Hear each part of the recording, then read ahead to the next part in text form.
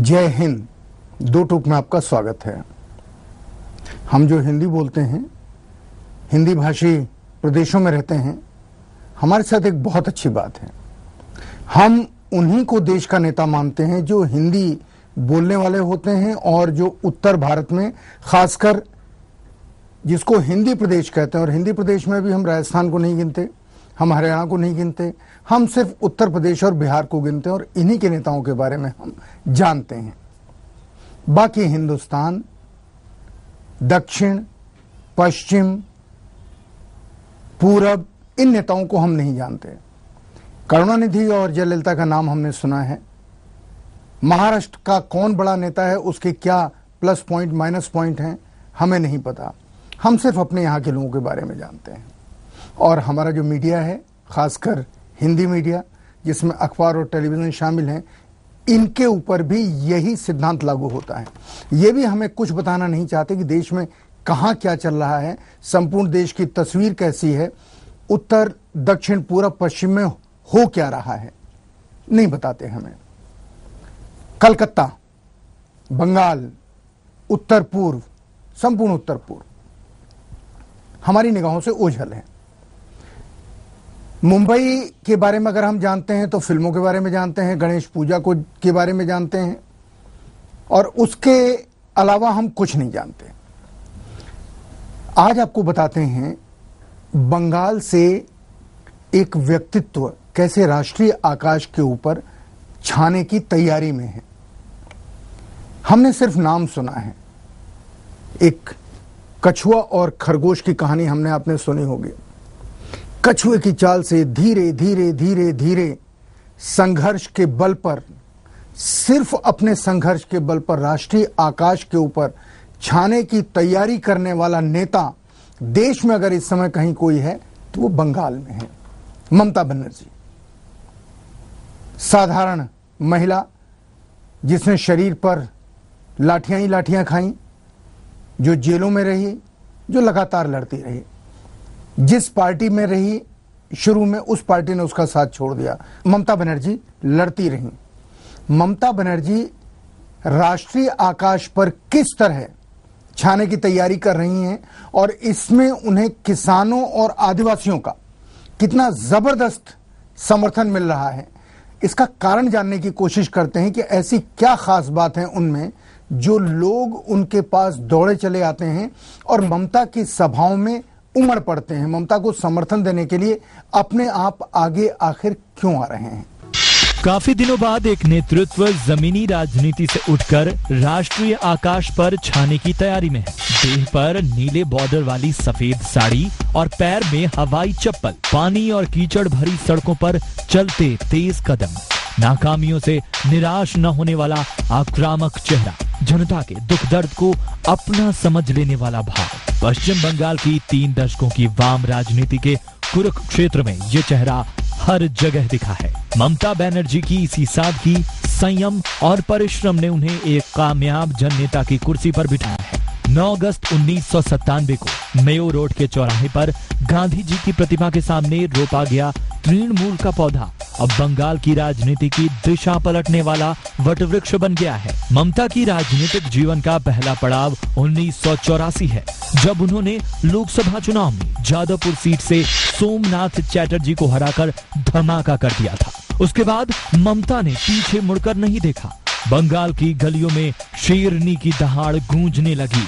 ममता बनर्जी की छवि एक जुझारू योद्धा की बनकर उभरी, जो राजनेता कम आंदोलनकारी ज्यादा लगती है। 1993 में ममता ने कांग्रेस के समानांतर ट्रेड यूनियन का गठन कर लिया। 1993 में ही ममता ने नदिया जिले की एक बलात्कार पीड़िता को लेकर राइटर्स बिल्डिंग चली गईं। वहां मुख्यमंत्री ज्योति बसु ने मिलने से इनकार कर दिया तो वो बसु के घर के सामने धरने पर बैठ गईं। 23 जुलाई को यहां हुए हंगामे और पुलिस फायरिंग में 13 युवा कांग्रेस कार्यकर्ता मारे गए और इसे लेकर पूरे राज्य में उन्होंने आंदोलन किया। तृणमूल हर साल इस दिन को शहीद दिवस के रूप में मनाता है। 1996 के विधानसभा चुनाव में आपराधिक छवि वाले नेताओं को विधानसभा का टिकट देने के मामले पर ममता ने गले की शॉल का फंदा लगाकर आत्महत्या करने की कोशिश की। 1997 में अग्नि कन्या ने कांग्रेस के संगठनात्मक चुनाव का बायकॉट किया। इस तरह कांग्रेसी के रूप में 35 साल और विक्षुब्ध के रूप में 6 साल गुजारने के बाद 9 अगस्त 1997 में उन्होंने तृणमूल कांग्रेस नाम से पार्टी बनाई। मौत चाहे माकपा काडरों के हाथों हुई हो या पुलिस लॉकअप में, ममता ने हर आश्रित की आंखों के आंसू पोंछे, मूल्यों की राजनीति के लिए आत्महत्या तक की कोशिश की। राइटर्स दखल अभियान, रैलियों और बंद जैसे कार्यक्रमों के दौरान ममता ने कई नाटकीय फैसले लिए और उन्हें आलोचनाएं भी सहनी पड़ी। खासकर बंगाली भद्रलोक को लग रहा था कि ममता की राजनीति में वो गर्माहट नहीं है, पर आम आदमी को जरूर लगा कि ये वही नेता है जो पुकारने पर उसके पास आती है। एक काबिल प्रशासक और गंभीर राजनेता ज्योति बसु के पूरे मुख्यमंत्रित्व काल में ममता को छोटे मोटे मुद्दे ही मिले और उन्हीं के बूते उन्होंने विपक्ष की आवाज को जिंदा रखा। राजनीति की शुरुआत से ही ममता आम आदमी से जुड़े मुद्दे उठाती रही हैं।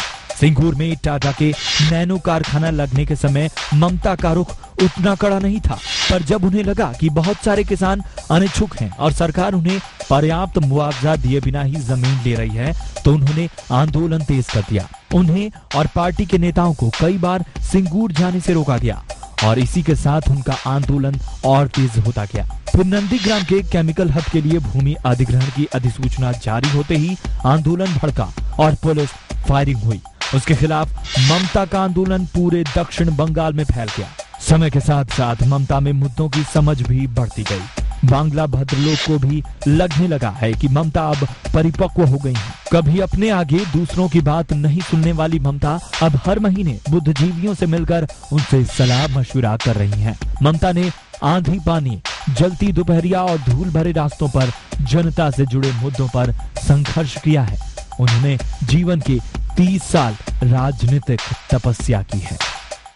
एक ब्रेक लेंगे, पर ब्रेक लेने से पहले आपको बता दें कि जब हम लौटेंगे तो हम आपको बताएंगे कि ममता जी की राजनीति है क्या। क्या ममता बनर्जी मुख्यमंत्री बन पाएंगी? क्या बंगाल में वाम मोर्चे का वर्चस्व समाप्त हो पाएगा? और इसके अलावा आपको यह भी बताएंगे कि ममता बनर्जी के व्यक्तित्व का वो कौन सा पहलू है जिसे जानने के बाद पूरा देश यानी आप दंग रह जाएंगे। एक छोटा सा ब्रेक लेते हैं, अभी वापस।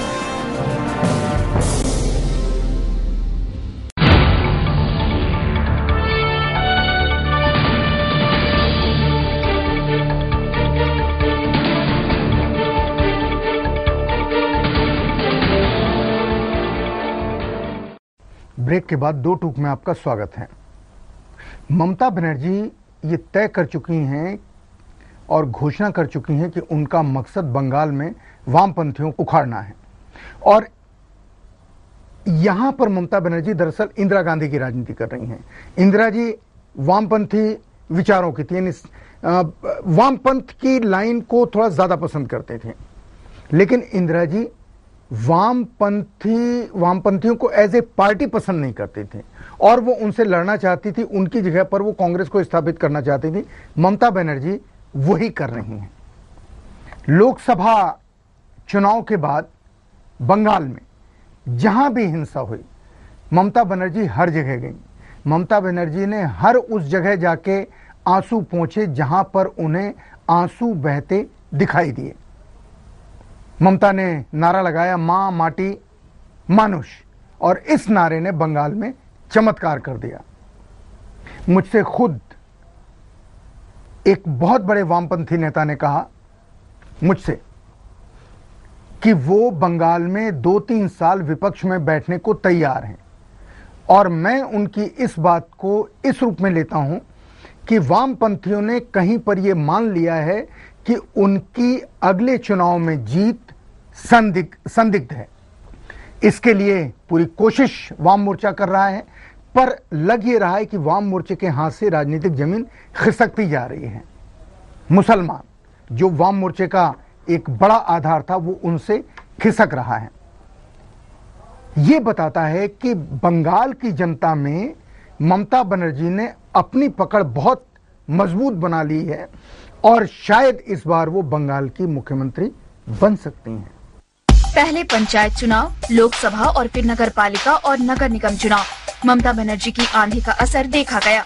10 जिलों की 16 पालिका व नगर निगम चुनावों में वाम मोर्चा सिर्फ 3 पर सिमट गया। 2004 के चुनाव में इन 16 पालिकाओं में से वाम मोर्चे ने 10 पर जीत का झंडा गाड़ा था।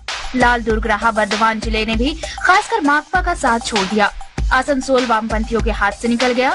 कुल्टी नगर पालिका और डानकुनी नगर पालिका पर भी तृणमूल का कब्जा हो गया। कोलकाता से सटे दमदम और दक्षिण दमदम नगर पालिकाओं के हाथ से जाने से संगठन की मजबूती की भी पोल खुल गई। विपक्ष की ये कामयाबी एक और अर्थ में अहम है। नगर पालिका चुनाव के लिए इस बार कांग्रेस और तृणमूल के बीच औपचारिक समझौता नहीं हुआ था। दरअसल ममता कांग्रेस को केवल उत्तर बंगाल और मध्य बंगाल के उस प्रभाव वाले क्षेत्रों तक ही सीमित रखना चाहती थी। परिणामों पर वाम मोर्चा के नेताओं के रोचक बयान आए। उस समय कहा जाता था कि तृणमूल का प्रभाव केवल कोलकाता तक ही सीमित है और ममता बनर्जी सिर्फ कोलकाता की नेता हैं, पूरे बंगाल की नहीं। जाहिर है सिंगूर और नंदीग्राम के आंदोलनों का ही असर है कि कमजोर संगठन के बावजूद उन्हें पूरे राज्य में शानदार कामयाबी मिल रही है। ममता के सामने इस बढ़त को बरकरार रखने की चुनौती है। वैसे रेल बजट में बंगाल के लिए ढेर सारी घोषणाएं कर ममता ने अपना इरादा जता दिया है। वे दिल्ली से ज्यादा समय कोलकाता में बिता रही हैं। अपने मंत्रियों को भी उन्होंने ऐसा ही आदेश दिया है। वाम खेमे के गांवों में घटते जनाधार को रोकने की कोशिशें नाकाम साबित हो रही हैं। कभी भूमि सुधारों के जरिए कृषि क्रांति लाने का दावा करने वालों के राज में किसानों को काला बाजार से खाद खरीदनी पड़ रही है। खाद तस्करी के जरिए बांग्लादेश चला जा रहा है और सीमा पर बीएसएफ इसे रोकने में कामयाब नहीं हो पा रही है। गेहूं, दाल और तिलहन के उत्पादन में राज्य लगातार पिछड़ रहा है। बंगाली मध्य वर्ग भी नाराज है। भूमि सुधारों वाली दुधारी गाय सूख गई हैं। जमींदारों का एक वर्ग गया तो 32 साल से बिल्डरी और सरकारी ठेके का माल खा रहे एक नया मालदार वर्ग तैयार हो गया है। हिस्सेदारी को लेकर पार्टी कैडर में भी असंतोष है। यही वजह है कि बंगाल की राजनीति ने ममता बनर्जी को मुख्यमंत्री की कुर्सी को सिर्फ 2 हाथ दूर ला खड़ा किया है। अगर ये हवा इसी तरह और 1.5-2 साल बही तो बंगाल में 34 साल बाद विपक्षी खेमे में बसंत आएगा। 1998 में ममता ने एनडीए से हाथ मिलाया। ईंधन की कीमत बढ़ाने के विरोध में एनडीए से बाहर चली गईं। फिर लौटी तो तहलका के मसले पर एनडीए को छोड़ दिया और कांग्रेस के साथ चली गईं। 2001 के चुनाव के बाद वो फिर एनडीए में चली आईं। पूर्व रेलवे के विभाजन पर सरकार का उन्होंने कस के विरोध किया और काफी मनोबल के बाद वो मंत्री बनी, लेकिन उन्होंने कोई विभाग नहीं लिया। भाजपा से हाथ मिलाने की मजबूरी ममता की बस एक है, जिसे बंगाल के बुद्धिजीवी कहते हैं कि वो वाम मोर्चे को टक्कर देना चाहती हैं और वाम मोर्चे के विरोध में जो ताकत उन्हें लड़ती नजर आती है उसको वो अपने साथ मिलाने से हिचकती नहीं। इस वक्त ममता बनर्जी रेल मंत्री हैं, लेकिन जब भी उन्हें लगता है कि सरकार का फैसला जनता के खिलाफ है तो वो अपना तेवर बगावती बना लेती हैं। अमेरिकन डील, महंगाई, किसानों की जमीन अधिग्रहण का बिल जैसे कई मुद्दे हैं जिनके ऊपर केंद्रीय मंत्रिमंडल ममता की राय को अनदेखा नहीं कर पाया। और इसकी 2 वजह हैं, आत्मविश्वास और मुसलमानों का समर्थन। वामपंथियों के इतने साल बंगाल में राज करने के पीछे एक बड़ा ठोस कारण मुसलमानों का समर्थन रहा, लेकिन अब मुसलमानों को लगता है कि वामपंथियों ने उनके साथ कोई न्याय नहीं किया। उन्हें इससे पहले तो वायदे नहीं किए और जब वायदे किए तो उन वायदों को उन्होंने निभाया नहीं, और इस वजह से अब मुसलमान पूरे की पूरी तौर पर ममता बनर्जी के साथ जाते दिखाई दे रहे हैं। मुसलमानों के साथ बंगाल के किसान, आदिवासी भी पूरी तरह से ममता का साथ देने का मन बना रहे हैं, जिसकी एक झलक पिछले चुनाव में हमें दिखाई दी। ममता की सफलता की वजह एक और भी है। कम्युनिस्ट पार्टी के कैडरों का मनोबल गिर रहा है। वहां उद्योग सफल नहीं हुए, लोगों को रोजगार नहीं मिला। जमीन अधिग्रहण जिसका विरोध केंद्र में वामपंथी दल करते हैं, वहां पे सरकार ने जमीन अधिग्रहण की मुहिम चलाई। टाटा का मसला नैनो कारखाने का इसकी एक मिसाल है। ममता ने इसकी जबरदस्त लड़ाई लड़ी। इस लड़ाई से ममता को किसानों का, गरीबों का और छोटे किसानों का, जिनकी जमीन जाने वाली थी, उनका जबरदस्त समर्थन मिला। और आज ममता के साथ ये कहा जाता है कि गरीब तबका, जिसमें माओवादी भी शामिल हैं, क्योंकि माओवादी भी गरीबों का प्रतिनिधित्व करते हैं, वो सब ममता बनर्जी के साथ हैं। ब्रेक के बाद आपको ममता का राज बताएंगे, एक ऐसा राज जिससे आप लोग बेखबर हैं। उनकी पर्सनालिटी का वो पहलू जो उन्हें एक साधारण राजनेता से अलग करता है, और इसको जानने के लिए बस थोड़ा सा इंतजार कीजिए। यूं गए और यूं गए।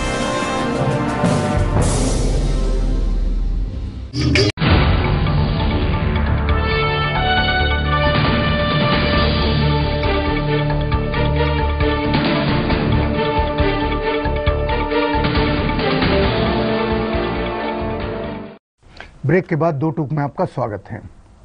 हमने आपसे कहा था ब्रेक के बाद आपको बताएंगे ममता का ऐसा राज जिससे लोग बेखबर हैं, उनकी पर्सनालिटी का, उनके व्यक्तित्व का वो पहलू जो उन्हें एक साधारण राजनेता से अलग करता है। ममता बनर्जी सिर्फ एक आक्रामक राजनेता ही नहीं है, वे एक संवेदनशील लेखिका और कवयित्री भी हैं।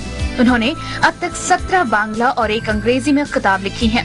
ममता जैसी आम जिंदगी में दिखती हैं, वैसा ही लिखती भी हैं। वही सादगी, वही अंदाज और वही तेवर, जैसा वो राजनीति में नजर आती है वैसा ही लिखती भी हैं। बंगाल की राजनीति में माँ, माटी और मानुष के नारे की चर्चा भले ही पिछले लोकसभा चुनाव से शुरू हुई, लेकिन दीदी के लेखन में ये बहुत पहले से मौजूद है। ममता अपने कविताओं में लिखती हैं कि आमी भालोबासी बंगाल रा माटी, ए माटी पवित्र, ए माटी सोनार माटी। मतलब मैं बंगाल की मिट्टी से प्यार करती हूँ जो एक पवित्र है, जहाँ की मिट्टी सोने जैसी है। दीदी की कविताओं में औरतों के बारे में जिक्र है।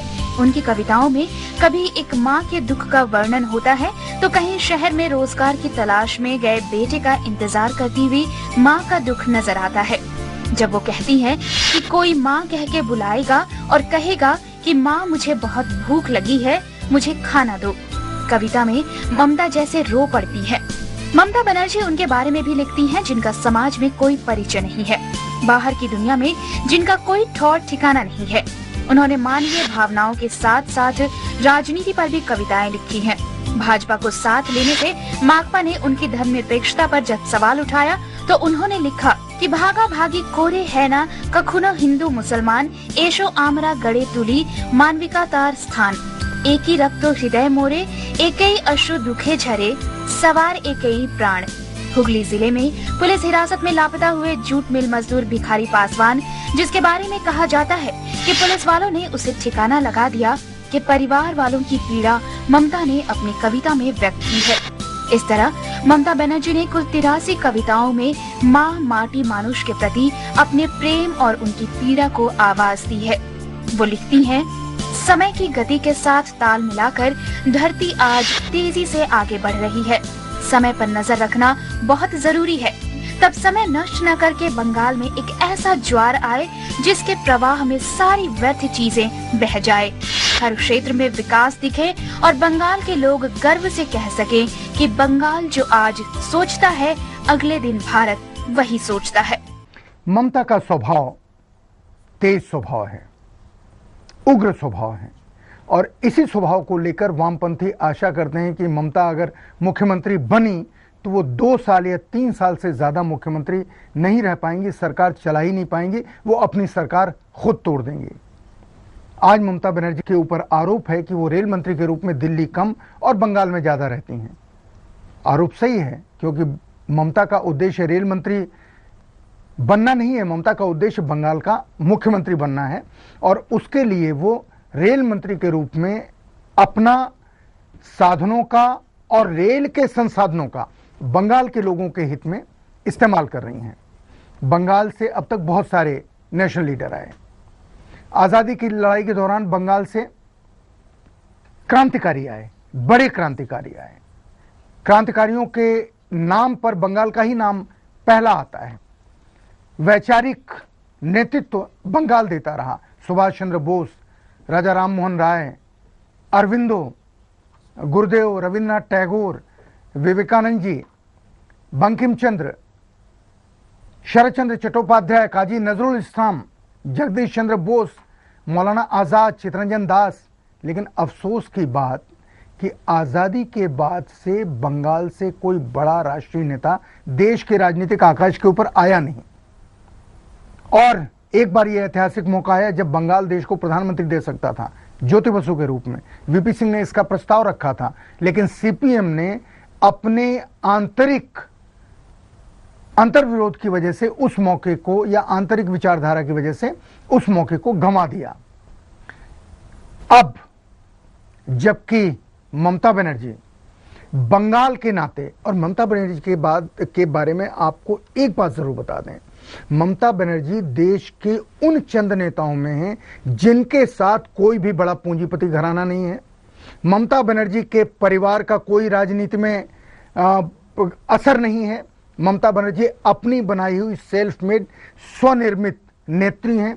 ममता बनर्जी ने लाठी खाने में, जेल जाने में कोई कोताही नहीं की, लोगों के संघर्ष में शामिल होने में कोई कोताही नहीं की। और आज हालत यह है कि देश में लोग ममता बनर्जी को एक बड़ा जन नेता की तस्वीर ममता बनर्जी में देखते हैं और कोशिश करते हैं, उनके पास लोग जा रहे हैं कि ममता बनर्जी बंगाल से बाहर निकलें और दूसरे प्रदेशों में भी जाकर के वहां की समस्याओं के बारे में कुछ कहें। ममता बनर्जी ने अपने को इससे रोक लिया है। लगता यह है कि मुख्यमंत्री बनने के बाद ममता बनर्जी देश के शायद दूसरे प्रदेशों में भी जाएं और यहां पर ममता बनर्जी सबसे अलग हो जाती हैं। जन नेता, हवाई चप्पल, सस्ती साड़ी, लेकिन लड़ने में सबसे आगे। देश को ऐसे ही नेताओं की जरूरत है और शायद अब ऐसा नेता बंगाल से राष्ट्रीय आकाश के ऊपर आने की तैयारी कर रहा है। सच कहते हैं तो जय